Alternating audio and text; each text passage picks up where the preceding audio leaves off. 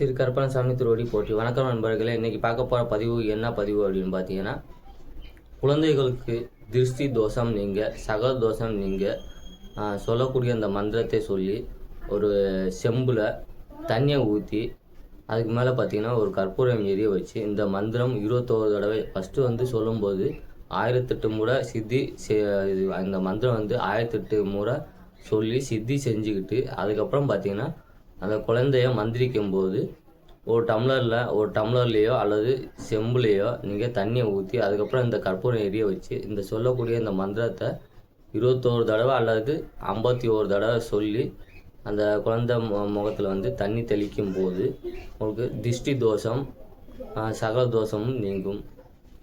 அல்லது தாயத்து கட்டணும் அப்படின்னா இந்த எந்திரம் பார்த்தீங்கன்னா 2க்கு 1.5 சைஸில் இந்த செப்பு தகடு கட் பண்ணி அதுக்கு மேலே இந்த எந்திரம் எழுதி சாப நிவர்த்தி மந்திரம் சொல்லி அது ஒரு 11 நாள் 1008 முறை.